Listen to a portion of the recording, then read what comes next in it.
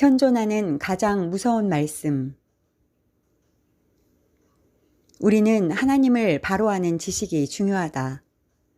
성경을 66권이나 주신 이유도 하나님의 성품과 지식을 균형 있게 알아야 하기 때문이다. 주님은 잘 믿는다는 신자들을 향하여 2번이나 나는 너를 모른다라고 말씀하셨다. 한 번은 산상수훈에서 그날에 나는 너희를 도무지 알지 못한다. 불법을 행하는 자들아 떠나가라 하셨다. 2번째는 열처녀 비유에서 미련한 처녀들에게 내가 너희를 알지 못하노라 대답하셨다. 산상수훈의 그날은 마지막 심판의 날이고 열처녀 비유는 주님께서 오시는 날이다. 현대교회가 믿는다는 신자들은 많지만 그들이 세상에 빛이 되는 데는 실패해서 그날에 나는 너를 알지 못한다라는 말을 들을 것이다. 가장 무서운 말씀이지만 아무도 관심을 갖지 않는다. 하나님은 영원한 사랑을 주시는 분이시지만 영원한 지옥불에 던지시기도 하시는 분이시다. 이런 불상자가 생기는 이유는 신자들이 주님을 잘못 믿기 때문이고 정확히는 그분이 하신 말씀을 믿지 못하기 때문이다. 주님을 친밀한 관계 안에서 안다는 지식은 3단계를 통하여 최종적으로 완성되어 간다. 3단계 영성은 요한계시록에서 알려주셨다. 이 예언의 말씀을 읽는 자와 듣는 자와 그 가운데에 기록한 것을 지키는 자는 복이 있나니 때가 가까움이라. 1단계 씨를 뿌림은 주님께서 하신 말씀을 문자적으로 읽는 것이다.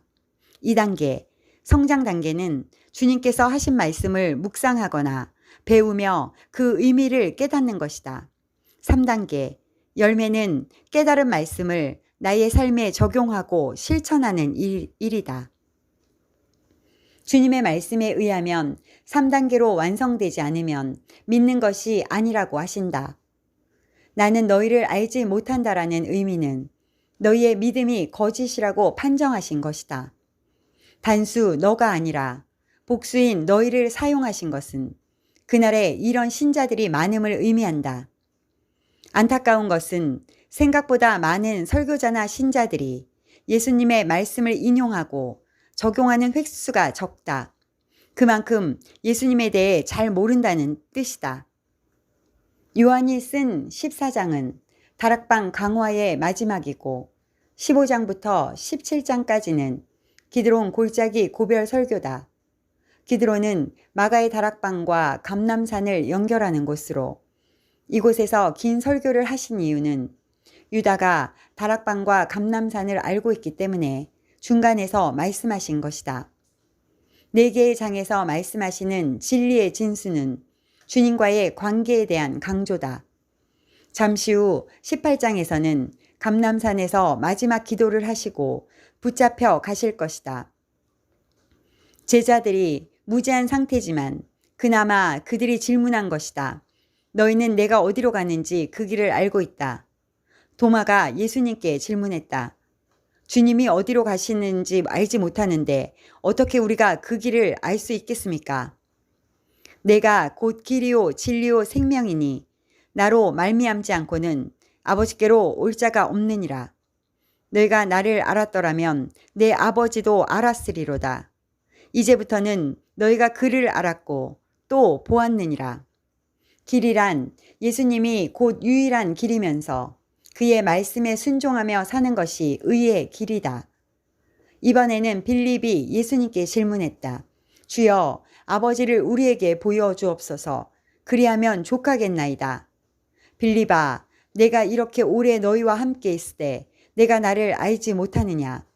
나를 본 자는 아버지를 보았거늘 어찌하여 아버지를 보이라 하느냐? 내가 아버지 안에 거하고 아버지는 내 안에 계신 것을 내가 믿지 아니하느냐? 내가 너희에게 이르는 말은 스스로 하는 것이 아니라 아버지께서 내 안에 계셔서 그의 일을 하시는 것이라.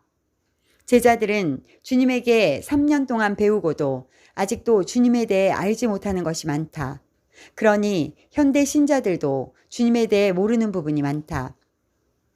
나를 알았더라면 예수님은 아버지와 자신 사이에 친밀한 관계를 무엇보다 강조하셨다. 하나가 된다는 관계는 서로 잘 아는 것이 첫 번째다. 엉뚱하게 아는 신자들이 제법 많다. 주님은 무엇보다 땅에 오셔서 하신 말씀이 스스로 한 말이 아니라 아버지께서 하나하나 알려주신 것이라고 하신다. 예수님이 성부 하나님의 말씀을 잘 알고 순종하신 의미다.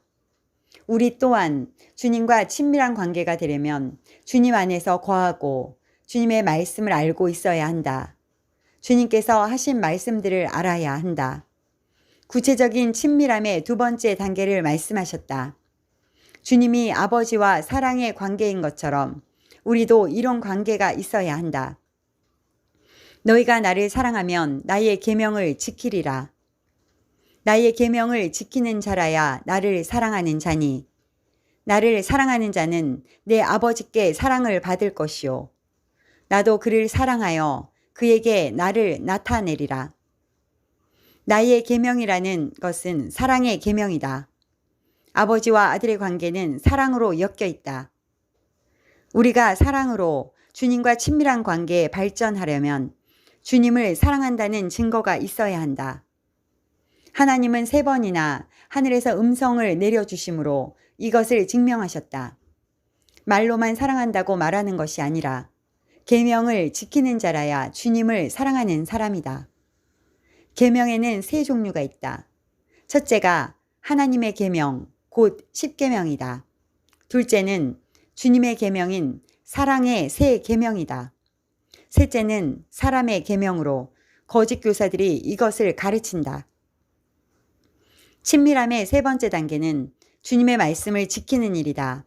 내 말을 지켰은즉 너희 말도 지킬 것이라. 그들은 아버지의 말씀을 지켰나이다. 나를 사랑하지 아니하는 자는 내 말을 지키지 아니하나니. 내 말이라는 것은 예수님의 말씀이다.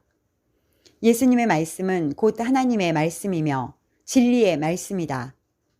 그들을 진리로 거룩하게 하옵소서. 아버지의 말씀은 진리니이다.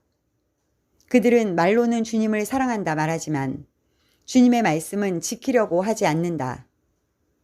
너희의 말은 무엇일까? 제자들은 주님의 말씀을 지켰고 너희가 내 말을 전하면 그들도 지켜야 할 것이라고 하신다. 이렇게 보면 주님과 연합하는 일이 말처럼 쉽지 않음을 알려준다. 교회는 그냥 믿으라고만 한다. 그 다음 단계가 있다는 것을 알려주지 않으니 신자들이 주님과 연합도 없고 열매도 맺지 못하고 그날에 버림을 당한다. 주님께서 왜 믿는다고 하는 신자들에게 나는 너희를 도무지 알지 못한다고 하셨나? 주님의 말씀을 지키지 않기 때문이다. 나의 이 말을 듣고 행하지 아니하는 자는 그 집을 모래 위에 지은 어리석은 사람 같다. 어리석은 신자들은 예수님의 말씀도 알지 못하고 행하지도 않는다. 그러나 사람들이 주님의 말씀을 듣고 지키지 않아도 주님은 그들을 직접 심판하지 아니하신다. 사람이 내 말을 듣고 지키지 아니할지라도 내가 그를 심판하지 아니하노라. 내가 온 것은 세상을 심판하려 함이 아니오 세상을 구원하려 함이로라. 그날에 어떤 일이 일어나는가? 나를 저버리고 내 말을 받지 아니하는 자를 심판할 이가 있으니 곧 내가 한 그 말이 마지막 날에 그를 심판하리라. 예수님께서 하신 그 말씀들이 일어나서 심판하는 기준이 된다는 것이다. 내가 내 자의로 말한 것이 아니오 나를 보내신 아버지께서 내가 말할 것과 이를 것을 친히 명령하여 주셨으니 나는 그의 명령이 영생인 줄 아노라. 그러므로 내가 이르는 것은 내 아버지께서 내게 말씀하신 그대로니라 하시니라. 예수님께서 하신 말씀만이 영생의 말씀이다. 많은 신자들이 예수님께서 하신 말씀은 제껴두고 사람의 교훈을 따라간다. 그들이 주님의 말씀을 뒷전에 두는 이유는 좁은 길처럼 어렵고 행함을 강조하기 때문이다. 놀랍게도 교회는 행함을 통합적 의미가 아니라 혐오 대상으로 가르친다. 바리새인들이 고르반으로 끝냈던 것처럼 현대신자는 오직 믿음하면 더 이상 주님을 알 필요가 없다고 한다. 오직 믿음은 복음의 씨를 뿌리는 것이다. 4개의 밭을 가진 신자들에게서 열매를 맺는 것은 좋은 땅 하나뿐이다. 이런 교회가 죽은 사대교회가 되고 토해내는 라우디게아 교회가 된다. 그날에 그들에게 어떤 일이 일어나는가? 주여, 주여, 우리가 주의 이름으로 선지자 노릇하며 주의 이름으로 귀신을 쫓아내며 주의 이름으로 많은 권능을 행했습니다. 나는 너희를 도무지 알지 못한다.